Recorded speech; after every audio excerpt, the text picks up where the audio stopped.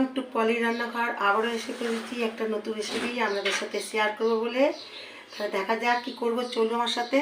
আমি পটল ভাপা করব। পটলগুলো আমি গোটা গোটা রাখিনি, আপনারা গোটা রাখতে পারেন, এরকম চালা করে দিতেও পারেন। আমি চালা করেছি কারণ কয়েকটা বীজ পাকা ছিল, আমি জাস্ট বীজগুলো এমনভাবে বার করেছি। একটু শাঁস তো রাখতে হবে, বীজগুলো বার করে নিচ্ছি কিন্তু শাঁসগুলো রেখে দিয়েছি। এবার আমি কড়ার মধ্যে একটু তেল দেবো, পটলগুলো ভাজার জন্য কড়াই একটু তেল দেবো, মাখিয়ে নেবো।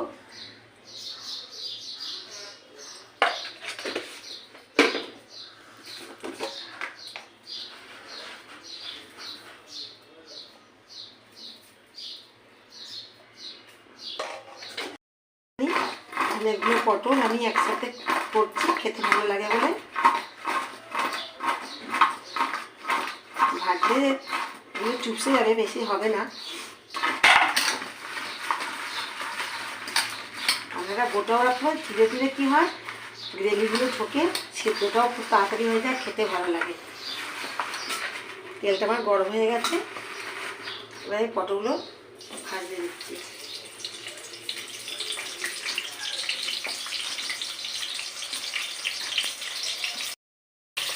হাফ হাফ করে ভাজবো, কালার চাপাটি দিয়ে হাফ হাফ করে ভাজতে হবে। আমার পটল ভাজা করার জন্য পটলগুলো সব ভাজা হয়ে গেছে, এইভাবে ভেজেছি ব্রাউন করে। এবার আমি মিক্সিতে কিছু মশলা ভেজে মানে ইয়ে করে মিক্সিতে ফাটিয়ে নিয়েছি। এটার মধ্যে আছে পোস্ত আছে, কাঁচা লঙ্কা আছে, চারমগজ আছে, টক দই আছে, কাজু আছে, চারমগজ আছে, নারকেল আছে, টক দই আছে, আর তোমার মিল্ক পাউডার আছে। কাঁচা লঙ্কার সাথে একসাথে ফাটিয়ে দিচ্ছি, কোনো জল ছাড়া, কিন্তু টক দই আছে, টক দইয়ের মাধ্যমে এগুলো ফাটিয়ে দিয়েছি। এটা সাদা সমস্ত ফাটা হয়ে গেছে। এর মধ্যে সাদা সরষেও দিয়েছি, সব একসাথে ফাটিয়ে মিক্সিতে ফাটিয়ে নিয়েছি। এইভাবে আমি এই যে এটা আগে আমি একটা কলা পাতা একটা আমি টিফিন কৌটো নিয়েছি স্টিলের, এর মধ্যে কলা পাতাটা দিয়ে সাজিয়ে রেখেছি, আর যেটা পেস্ট করেছি সেটা আমি দিয়ে দিচ্ছি। কোনো জল ছাড়া বেটেছি আমি। জল এবার একটু জল দেবো, অল্প করে জল দেবো, খুব বেশি জল দেবো না, কোনো ভাবে সেদ্ধতে জলটা একটু বেরোবে, এই জন্য একটুখানি জল দেবো পটলটা জাস্ট ভেজানোর জন্য। পটলটা তো চুবোতে হবে, মশলার মধ্যে পটলটা যদি না সবটা ঢুকে থাকে তাহলে তো মুশকিল। আমি হাতে করে ভালো করে ধুয়ে নিচ্ছি মিক্সি বাটিটা।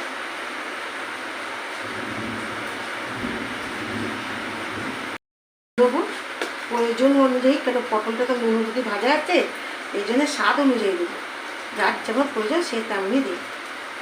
এর মধ্যে আমি কাঁচা হলুদ দেবো না, ভাবাতে কাঁচা হলুদ দিলে খুব বাজে একটা গন্ধ ছাড়ে। তাহলে পটলের মধ্যে যা দিয়েছি আমি কালার করার জন্য আমি একটুখানি লঙ্কা গুঁড়ো দেবো।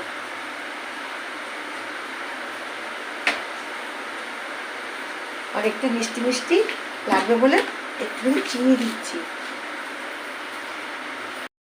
কাঁচা লঙ্কাগুলো খুব ঝাল, শুকনো লঙ্কা পাউডারও দিয়েছি।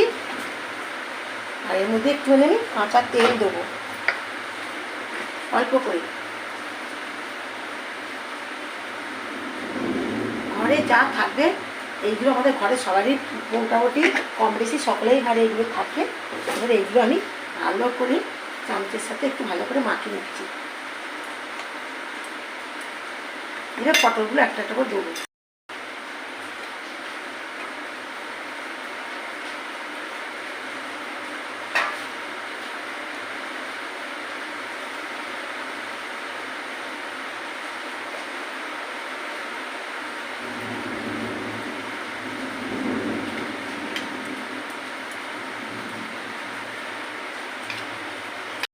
তেলটা আছে থালার মধ্যে, মিক্সি বাটির যে জলটা আছে আমি একটু ধুয়ে দিয়ে দেবো।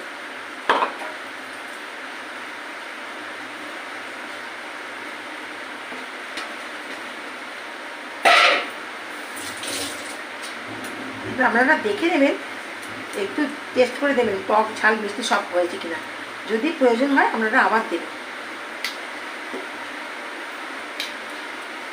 উপর দিয়ে এরকম লাল লাল কাঁচা লঙ্কা আমি চালা করে রেখেছি, এইগুলো দিয়ে দেবো। ঠিক আছে, এবার কি করব, আমি এর মধ্যে আর একটা কলা পাতা চাপা দেবো। কলা পাতা খুব টেস্টি হয়। ওপর নিচে একটা দিচ্ছি, ওপরে একটা দিচ্ছি, দিয়ে আমি কভার করে দিচ্ছি। জল কিন্তু আমি বেশি দিইনি, আপনারাও জল দেবেন না, কিন্তু এর ভাবার সময় না জল বেরোবে ভাবে ভাবে। আপনারা একটা নিরামিষ রান্না আপনারা ট্রাই করে খেয়ে দেখতেই পারেন, খুব ভালো লাগে।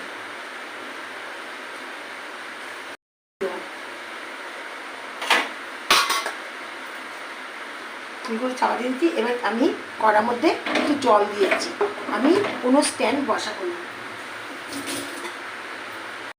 আপনারা পুজো করবেন, জলটা এমনভাবে দেবেন জলটা ফুটতে ফুটতে যেন স্টিলের কৌটোর মধ্যে ঢুকে না যায়। আমি ঠিক সেই পরিমাপ করেই জলটা দিয়েছি, আমি এইভাবে দিয়েছি।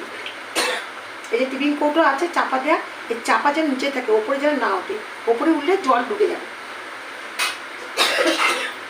এবার আমি একটা চাপা দিচ্ছি, মিনিট 10 পর আমি এবার ফিরে আসছি। পটল ভাপা আমার হয়ে গেছে, দেখি এবার কি হয়। এই যে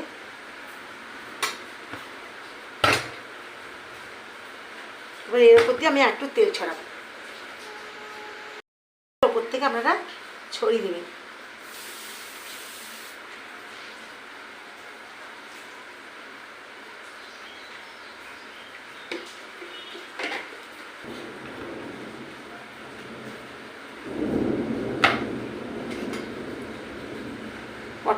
আমার পটল ভাপা কেমন লাগলো আপনারা অবশ্যই ট্রাই করে কমেন্ট বক্সে আমাকে জানাতে ভুলবেন না।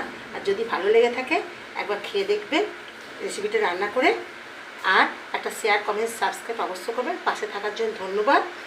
আপনারা সবাই ভালো থাকবেন, সুস্থ থাকবেন। আমি আমার রেসিপি শেষ করলাম।